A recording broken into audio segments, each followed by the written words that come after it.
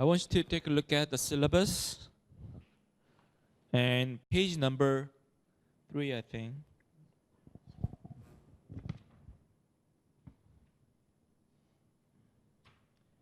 Actually, page number 2. So there is a major assignment which is titled as a G, legal analysis, right? Remember? And then I asked you to read 3 materials. The first one is going to bullpen. I think I just sent you a PDF file, kind of first day of the class. Going to bullpen, and you need to read that case. And also 2 cases we talked about before, Nabozini versus Barnier case, right? Nabozini, remember? Does it ring a bell to you? And Mekichan case, Mekichan versus St. Louis Hockey Club. So there's a 2 major decisions out of 2 different cases, right? One is amateur sports. The second is a professional sports. So after reading 3 materials, and I ask you to answer several questions. So the question can be found in your syllabus. Let me see, syllabus page number 4. So there's 5 major questions. So it is quite simple. After you understand the total concept, the key concept of the materials, and just simply answer 5 questions. And one of the difficult parts probably should be question number 5. So you have to write a letter. I can read it. So number 5, you are the newly appointed commissioner of NHL, National Hockey League, which is one of the most violent sports in history. One of your first agenda items is to decrease the level of violence by players in NHL games, drawing on the information contained in the law review articles, that is going to bullpen, and from class discussions, Nabozini Barnier and Mekichan versus St. Louis Hockey Club, write a memorandum to the NHL team owners, setting forth a detailed plan of action to deal with these problems. So going to bullpen pretty much explain the main issues and current issues in terms of violence in NHL. So you need to write maybe maximum 1-page long memorandum, kind of recommendation to the NHL owners, NHL team owners. So for example, starting from season 2017, I recommend or I suggest ABC, right? So you need to, you can be either side, but main purpose of this memorandum is to decrease the violence in NHL, such as if the players don't listen to the referee, or if referee whistled at least 2 times, the players should stop, must stop, no matter what. So try to increase the policy, to become more aggressive and rigid, to prepare, to prevent some unnecessary or unidea accident happening. Okay? So that is due on next Wednesday. So you have about 1 week to do. So if you haven't done it yet so far, then you need to do. So please don't waste until the last minute. So this is 100 point. Okay. And then I want to review the tentative course schedule. So I want to remind you what we covered so far, because today is the last day of the class, and we have one more section to cover today. But I want you to summarize what we cover. So page number 2, the last one. So introduction to legal issues in sports. So I just explained the rationale and the need of sports law or legal concept in sport industry, right? And then week number two, participant liability issues in sports. Right, so we covered negligence, and then some of the hypothetical scenarios and in cases. And week number three, violations, Nabojini versus Banhir. So we cover that case very specifically. And then you read the case, and then you actually were required to answer some of the questions, like 6 to 8 questions before. So I gave you extra credit on that assignment. And Mekichan versus St. Louis Hockey Club, so we covered. And negligence in spectator sports. We cover Behrman case, Behrman versus Notre Dame University. And wing number 6, exculpatory clauses, waivers, agreement to participate in form. And we cover contract law, employment contract law. So we cover several different cases. Vanderbilt University versus DiNardo is one of example that we cover. And wing number 9, agency and athlete agent. Okay.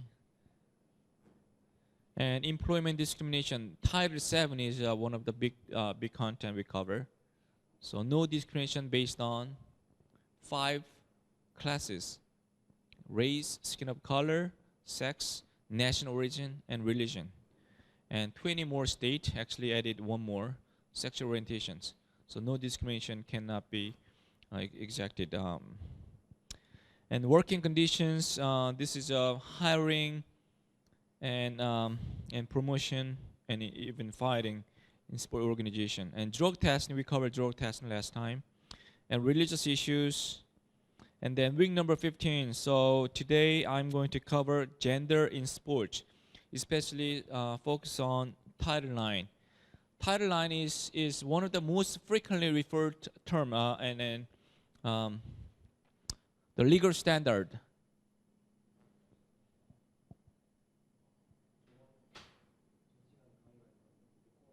Okay. Yep.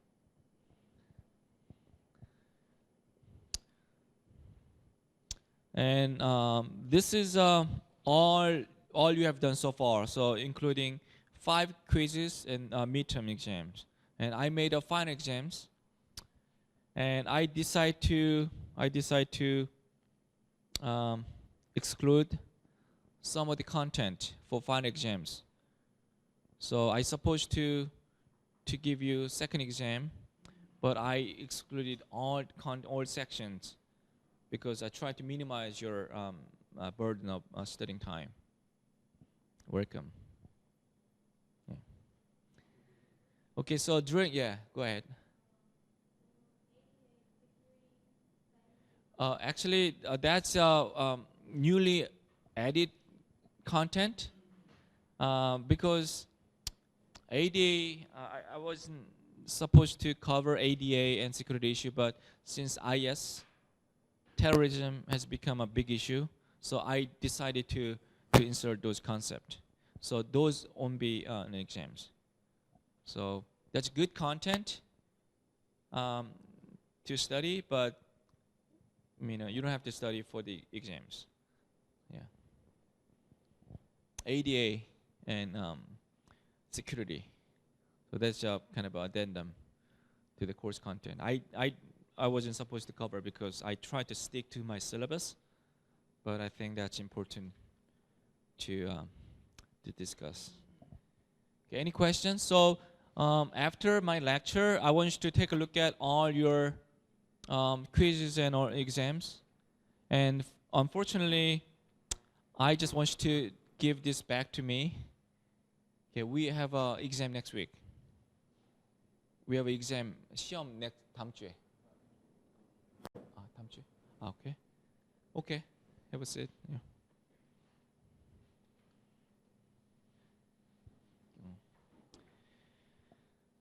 Okay, have you heard about gender Title IX? And do you see any issues in terms of participation opportunity as an athlete? Another question, Hanyang University, okay. Do we have any female athletic teams? So what kind of sports teams we have?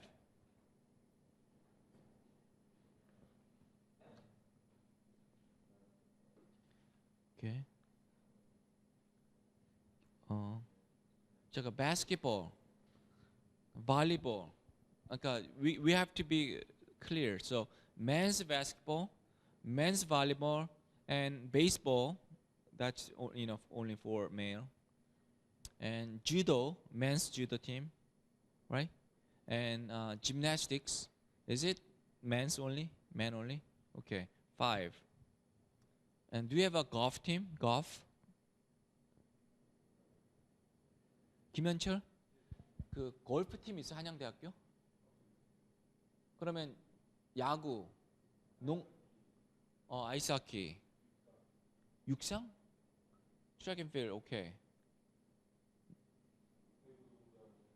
네.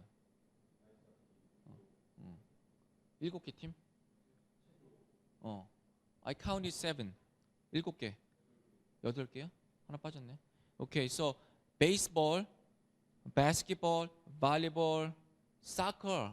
soccer 팀 있구나. Soccer, gymnastics, judo, ice hockey. 네? 육상, track and field. Okay, 8 teams. No 여자 팀은 없죠? Okay. So, do you think it's unfair? Why we have only men's teams? 그 학생이 따로 있나요? Do you have any student association only for women? So women's benefit, women's human rights.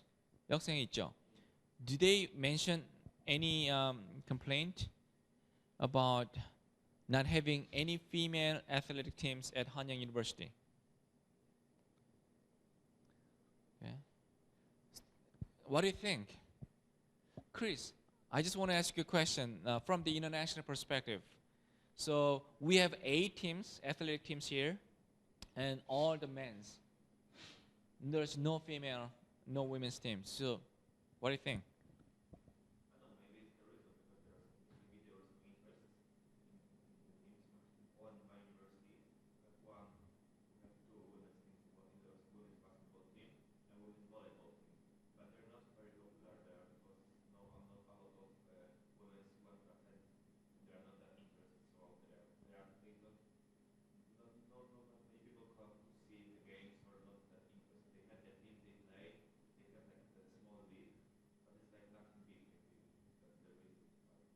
Okay, so I'm talking about just educational opportunity. So we call them as student athlete. So student comes first, hyphen, student athlete. So student means they getting the educational opportunity from the university.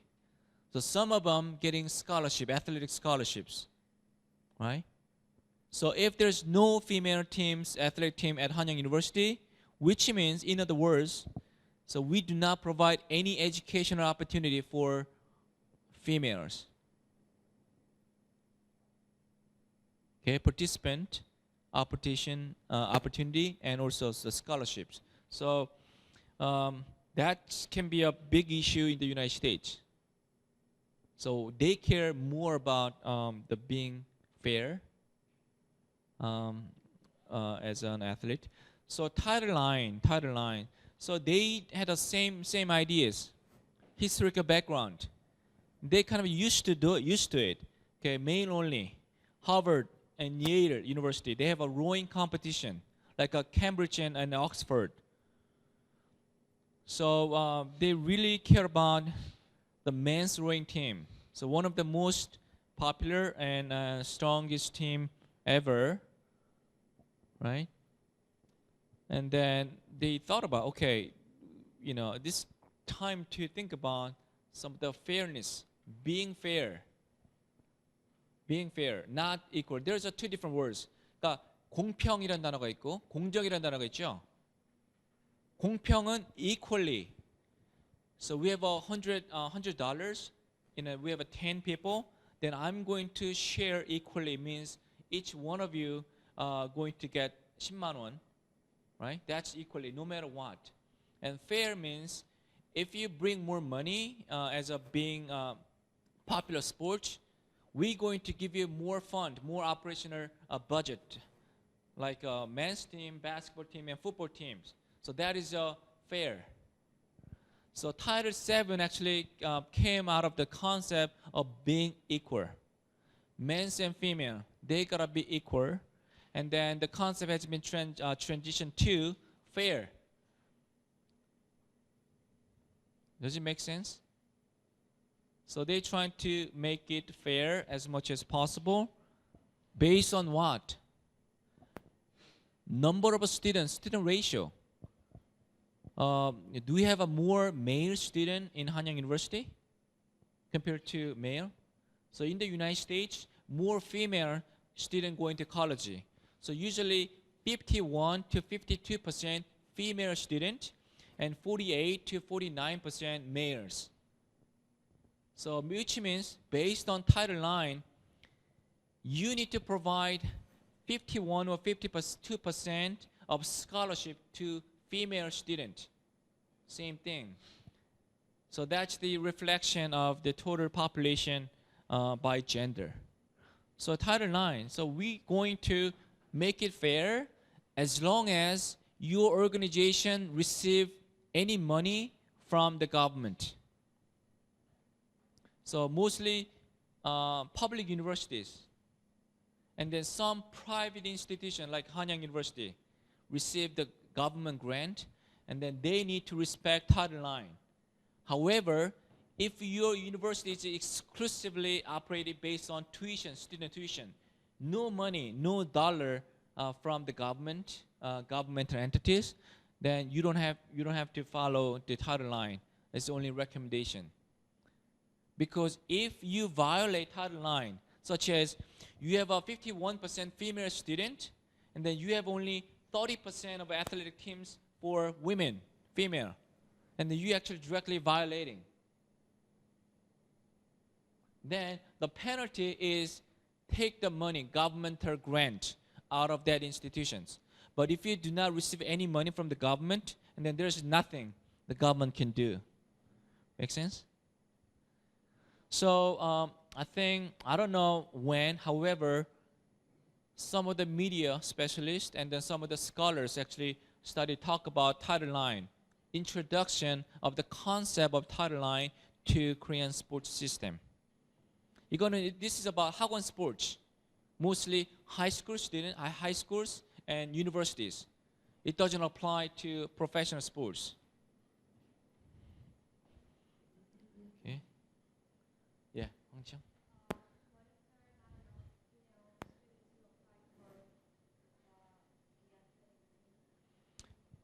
Okay, once again, yeah, can you ask one more time?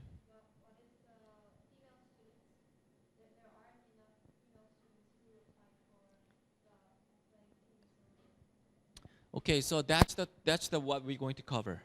So I mean we're going to talk about a couple of different scenarios to measure what's going to happen. But if you type Google, if you type Title IX in YouTube video, then you will see many different professional interviews. Head coaches and administrators, they talk about their own opinions about Title IX.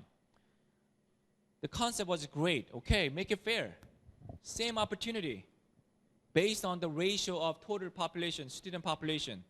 More men's and then more men's athletic teams. That's reasonable. Right? However, in reality, it costs a lot of money. You have to travel. For example, how many universities and colleges in the United States? According to unknown data, we are kind of say the number 3,000 universities and colleges in the United States, including community schools, community universities, community colleges. 3,000개 정도 있는데, there's a Division 1. There's a different divisions. Division 1, there's the highest level of athletic competition. Division 2, Division 3, and then NAIA. And then all the athletic association for 2-year college. So there's many different levels of athletic competition or conferences. And we talk about 355 or 360 big-time university actually compete at the highest level, Division I. You can name Ohio State University, University of Michigan, University of Texas, University of Florida. Okay, and then football team. Let's take a look at University of Florida. Their annual budget, about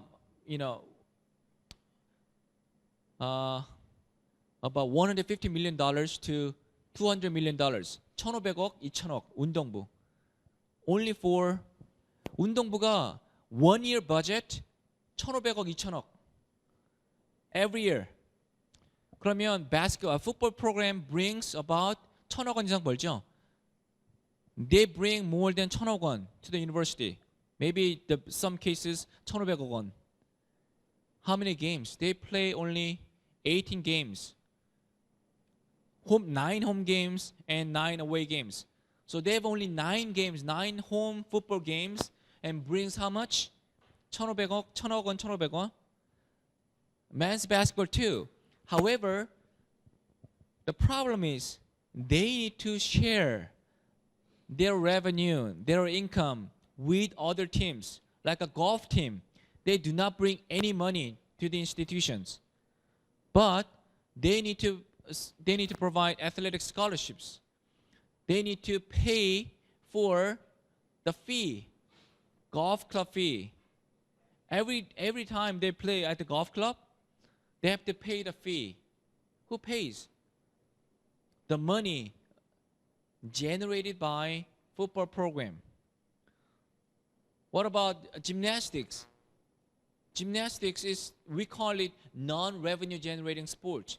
그러니까 비인기 종목이라고 얘기를 안 해요. 그거는 discriminated words예요, phrases. 그래서 어떻게 얘기하냐면 정확하게 non-revenue generating sports. Most of sports, except maybe some baseball team, men's basketball, and some women's basketball, and mostly football program. Other than that, they gotta spend money. Hotel, who pays? Athletic department pays. Hotel, what about flight ticket? Flight, buses. Okay, and then all the equipment, who pays? So I want you to think about, in reality, not many universities wanted to have women's team. So getting unbalanced, more male teams and less female team. Make sense? And then another issue, in terms of scholarships, another issue, football team. How many players in one football team, especially at the big Division I schools?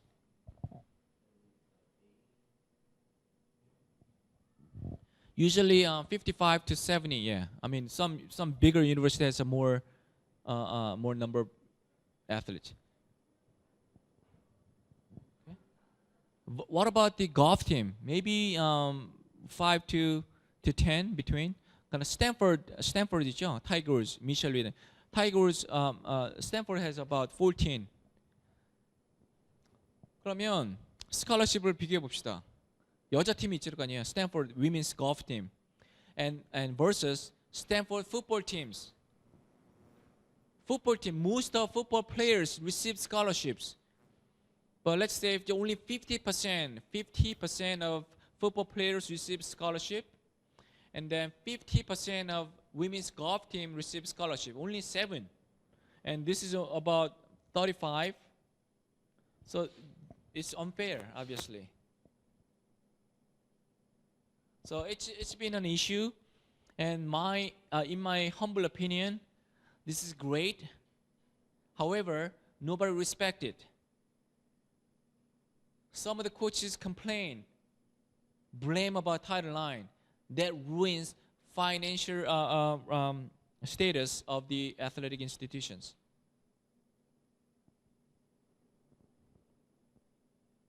Okay, so I just want to pass the second. Do you have this slide in your supplementary materials? So Title IX has been passed in June 22nd in 1972. However, athletes athletics included into Title IX in 1974. However, it's been about 10 years to make it effective. Once it passed, we don't know what to do with. And then after 10 years in the early 1980s, and then they started to apply some of the concept, and they started to investigate how many institutions actually respecting the Title IX. Okay. So I just had some quotations. So this is a main concept. Reasonable opportunities, reasonable opportunities, reasonable opportunities once again. Okay. Yale University, there's a great locker room only for men's rowing team. Early 1900s. Nobody complained because that's the flagship program of the institutions. However, in the 1970s, once Title IX has passed, and then they started to think about, oh, women's rowing team started complaining. They asked university to build great-looking locker room for women's rowing team. Okay? And because of Title IX, Yale University could not ignore the request anymore. Even though it's private institutions, they receive government grant, and then they kind of worry about it. And also that's one of the most prestigious program in the United States. So they have some pressures to follow Title IX. So key factors, what do we talk about? You may ask, Dr. Park, okay, we understand the rationale of Title IX, but what do we do? So these are kind of summary. Number one, athletic expenditures and program component. Athletic expenditure, which means when you plan the budget, gotta be reasonably divided. Once again, based on the ratio, okay, you gotta split fairly. What about the program component? Number of program. Why do we have 7 men's teams and 7 women's team? I think that's reasonable opportunity for both men and women. Okay, so that's the easiest way. And also, the scholarship, money-wise. Facilities. Once you build facilities, and you gotta be fair. Why you keep investing money for men's locker room? So you need to spend reasonable amount of money for women's team.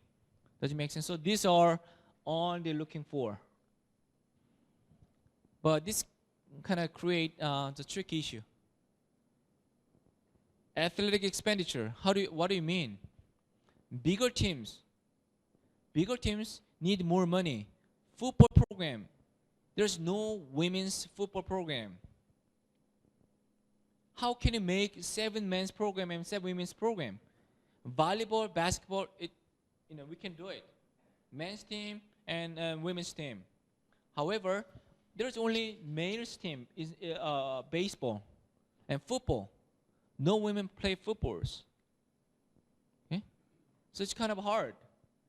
And then when you share the operating budget, size of the teams.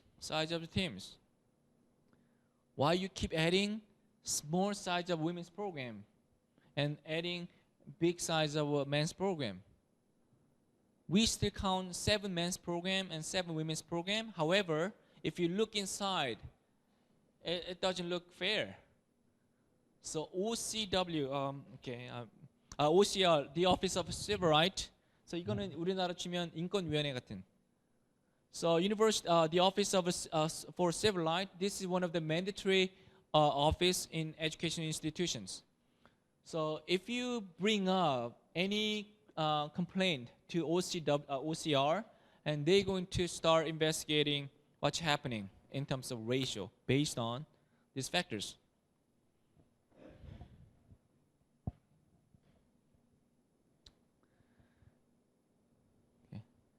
Okay, so OCR evaluate the level of competitive opportunity in one of the three ways. So this is the importance. And then they know universities are very smart enough to get away from Title IX.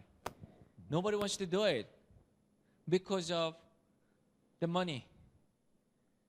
They don't want to spend any money or any additional money than necessary unless that team brings the money, financial benefit to the institution. Same thing, our universities, right?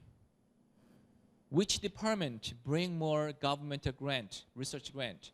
So Gongdae Engineering Department, engineering school, bring more research grant than social science, right? So we kind of complain, okay, we gotta be fair, but they said, it's reasonable for them. Yeah. And then my former institution, there's some unfairness going on among different teams. Since basketball teams bring a lot of money, okay, so all the revenue split among the employees within the men's basketball team. So they have a leftover money, and then they gotta spend all the money. So they ordered on the let's say iPad, and then they bought a car for only men's basketball coaches and women's basketball coaches. So there's a 3-year experiences. Basketball coaches received free vehicles from the university, but 20 years of experience in soccer as a coach never received a car from the institutions. So people kind of complain about unfairness between different athletic teams. I've been coach in soccer at the same university for more than 20 years. I'm 45 years old, and then there's a 27 years old brand new basketball coach receive a car. Does it make sense? We are under the same roof. We are under the athletics department, but why you spend all your money only for your team members? Okay, say. Number one, in a collegiate, competitive opportunities provided in numbers substantially proportionate to the respective enrollment of each gender. So this explains about the ratio, total population ratio. Once again, men's population and women's population. Some university, probably Hanyang University has a more male student, right? I don't know exact number. Let's say 60% male and 40% female. Then your athletic competitive opportunity should be reflecting their ratio, 60% and 40% in terms of scholarships and athletic program component, number of sports teams, okay, and then and also some kind of accommodation, investment for facility, etc. Okay. And number two, is the institution's current and historical practice, program expansion, responsive to the athletic interest of underrepresented gender? So they actually look at how long have you been this way? How long Hanyang University never have women's athletic programs? So if you're doing something new, as an instant, if we're trying to add women's athletic program at Hanyang University, then you will be accepted. Okay? But if you don't do anything, and it's been in that way for a long time, like 20 years or 30 years, then you are actually on a target by OCR. We are not going to stand back. We're going to do something. We're going to take some actions to fix the problem. Okay, number three, does the institution fully accommodate the abilities and interests of underrepresented gender in the current program? So underrepresented gender may mean men and women. Okay, so both gender can be protected by Title IX. So these are examples. For example, compare schools A, B, and C. At school A, 50% athletes are female, 50%, but only 25% of total financial assistance goes to female. This is one of the popular issue.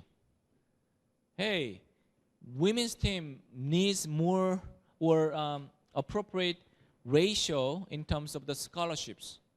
Why all the scholarship opportunity going to men's football program and baseball programs and men's basketball program? It's not fair. And school B, 50% of the athletes are female, and 45% of financial assistance goes to females. So this is one of the tricky. Okay, according to the guideline, you gotta be 50. So 50% of females, and this should be 50. But we offer only 45% of scholarships to female. Is that a problem? Maybe. Okay, maybe. But in reality, they don't care.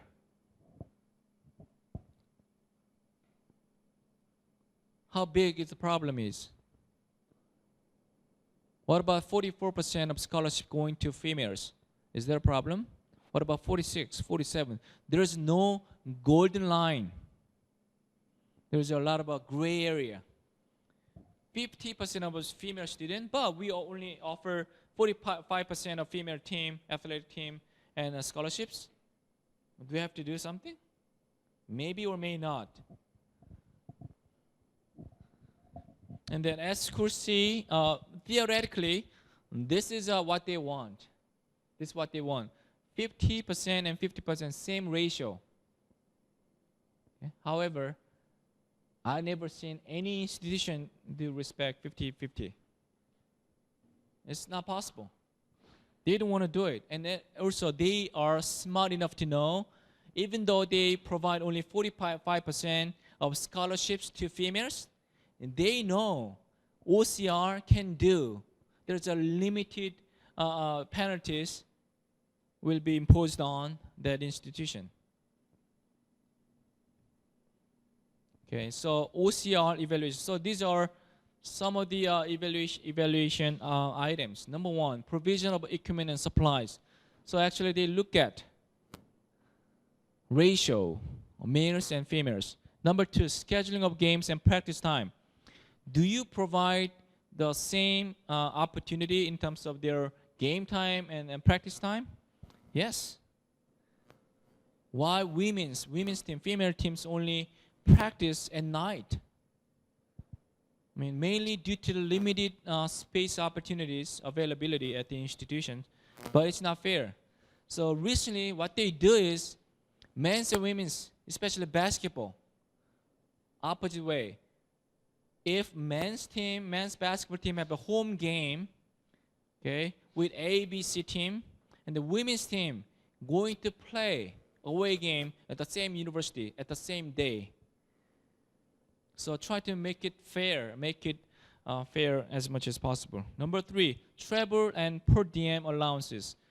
Per diem allowance, when you travel, and there is a limited budget allowed, you gotta be same. Same policy should be applied to both sports.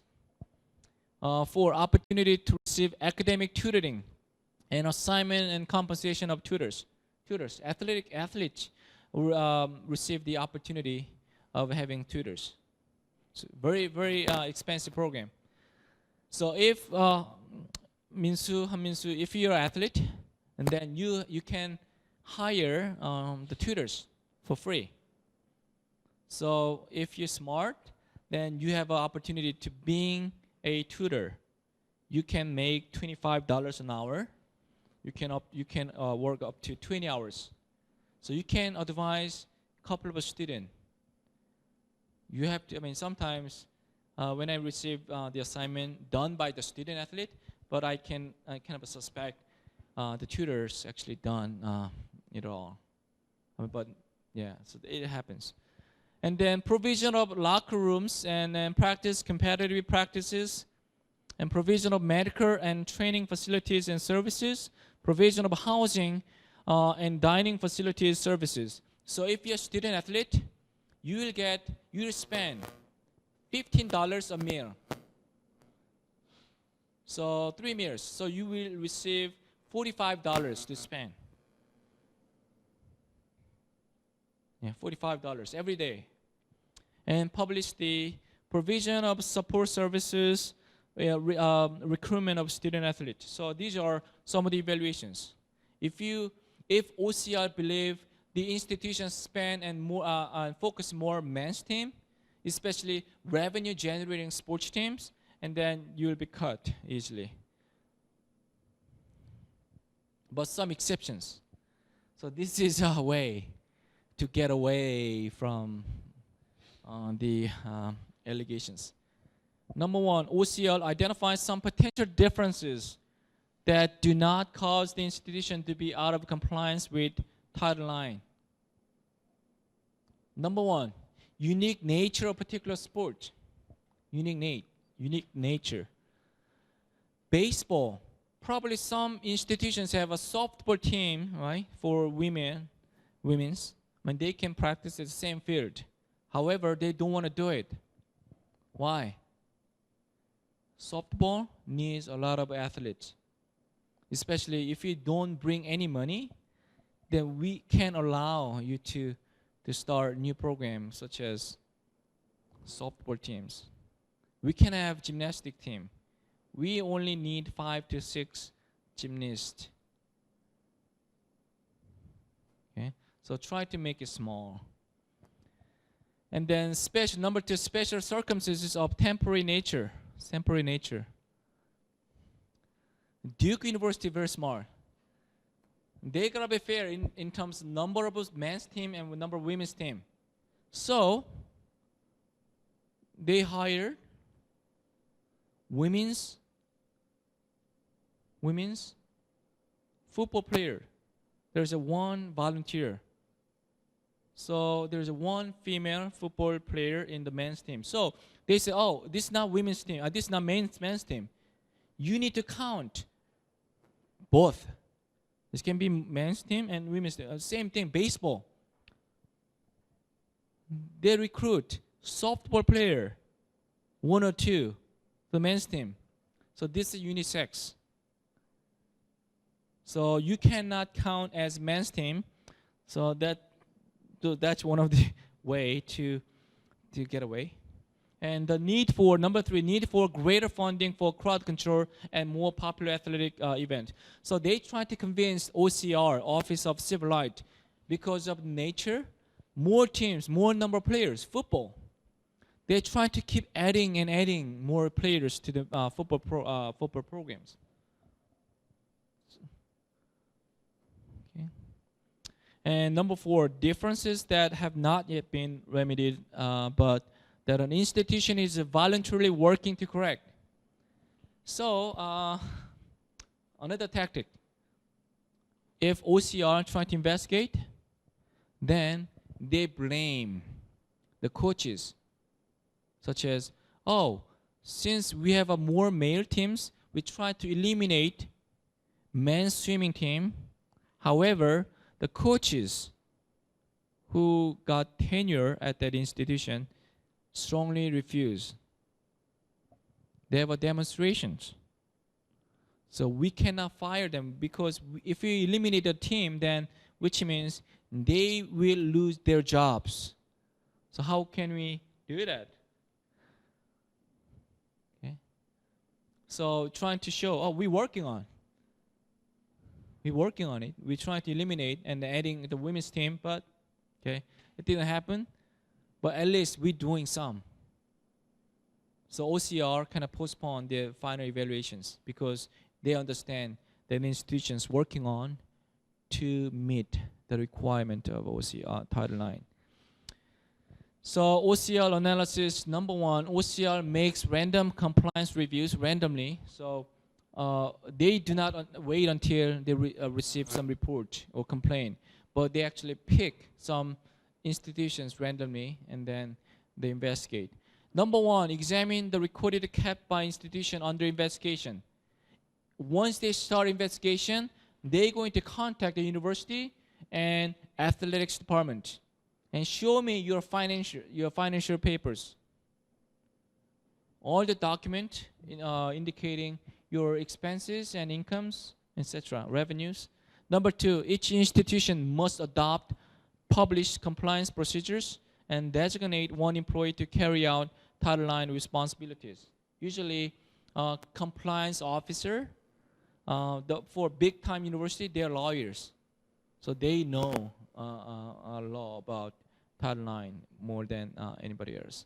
Number three, institution must notify all the student employees of designated employee's name, office address, and telephone number. So inform the university and ask some critical document, right?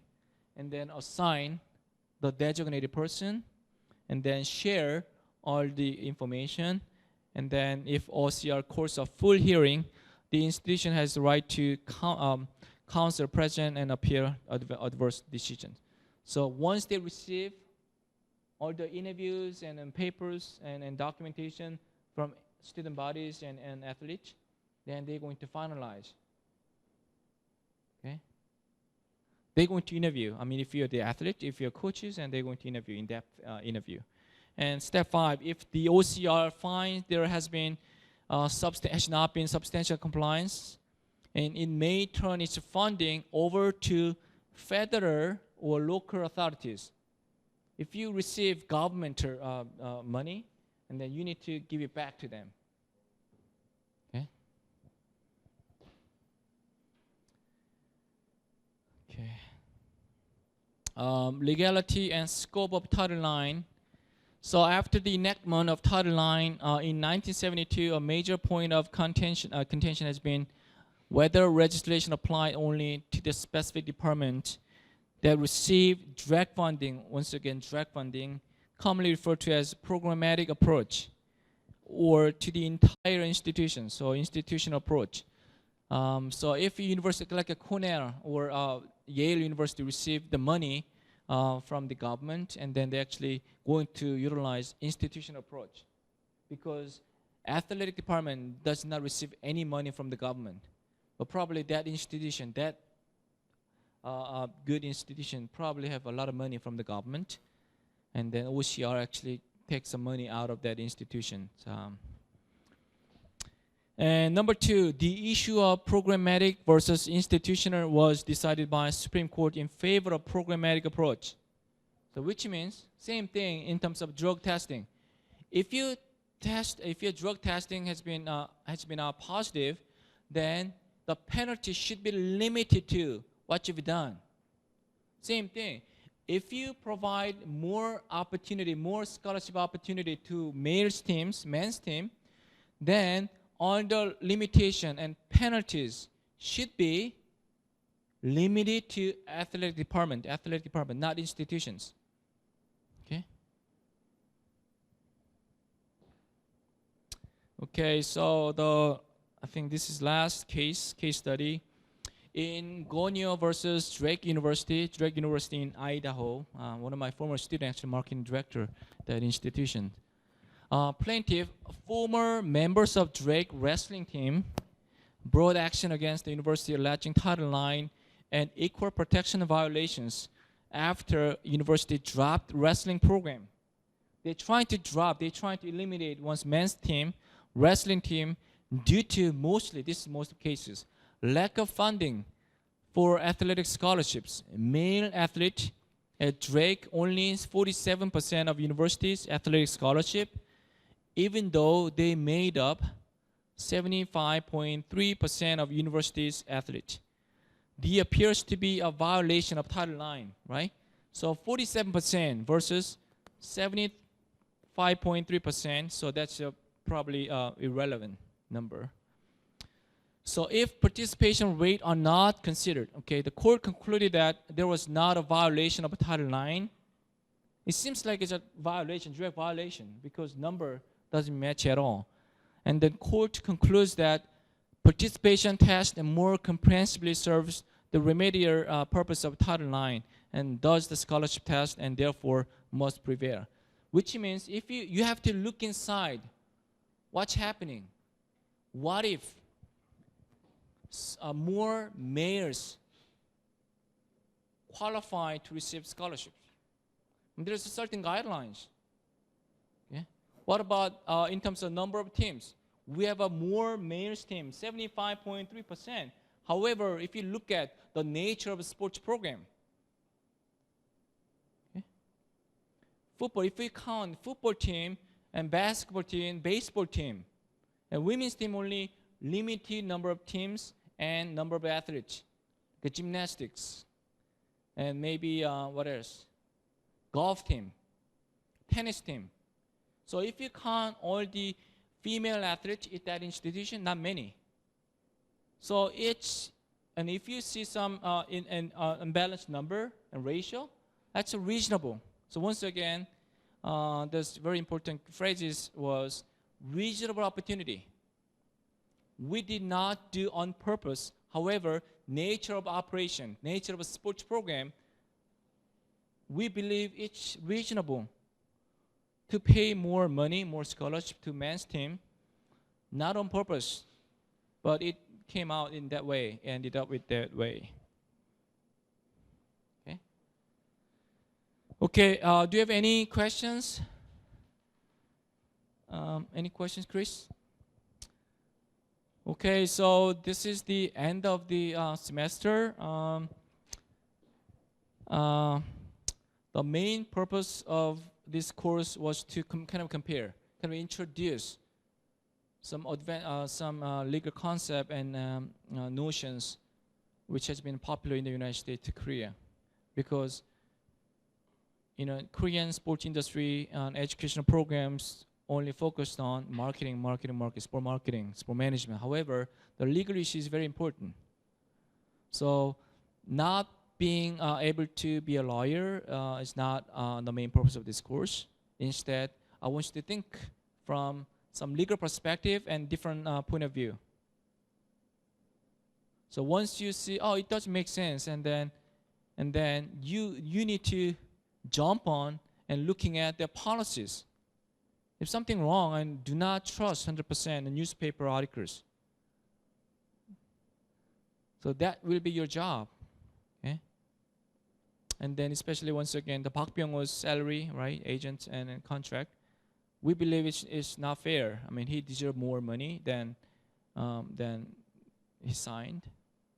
But if you look inside what happened, and why that happened, then probably you will better understand.